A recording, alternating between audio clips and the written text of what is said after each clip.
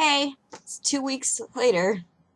This is an update saying that I've seen Divergent the movie. Shailene actually did a pretty good job, I think. I'll still see her as The Secret Life of American Teenagers, emotional girl. But at least I saw her, action side a little bit. As someone who has read the book, obviously the movie wasn't as detailed as I would like it to be, but what I did like was that in the beginning of the movie, when they said all the different factions, they said, their name, and then they said what their characteristics were, showed them doing what they do, which was nice because, like I said in the book, it was hard for me to figure out which was which. It didn't really show her friendships with the Dauntless Born Initiates, and I think that comes into play later in the other books, so I don't know.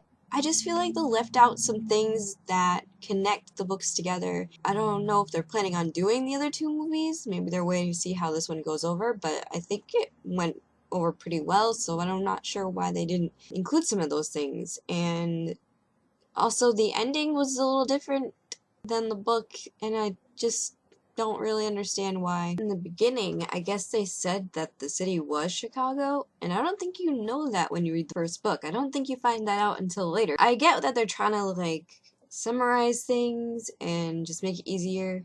I know if they had all the details, then it would be like a 4-hour movie and no one would sit through it, but I would, even if I had to take a pee break in the middle, like I did this movie.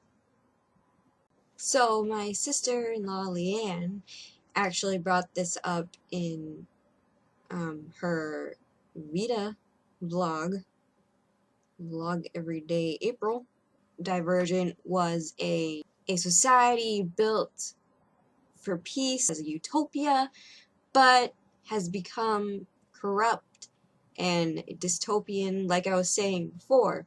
Hunger Games and the story Anthem that I was talking about is also kind of set up in those post-apocalyptic futures where there's a utopia that's become a dystopia. All three of those stories have a history much like our own, a past like our own, but society it has tries to hide its past from its inhabitants, and that's why everything gets messed up, because they try to hide knowledge from the inhabitants in order to be in control of them, and they end up losing this control. The main character ends up going against this control in order to find truth. So I'm just gonna put this out to you, a little philosophical time.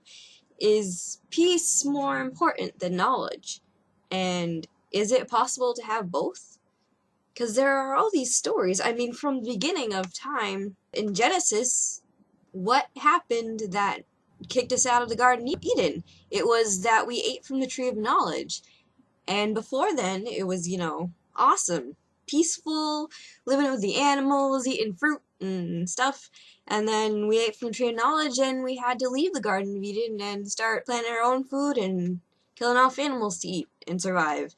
So I feel like this is one of the main questions of humanity. Yeah.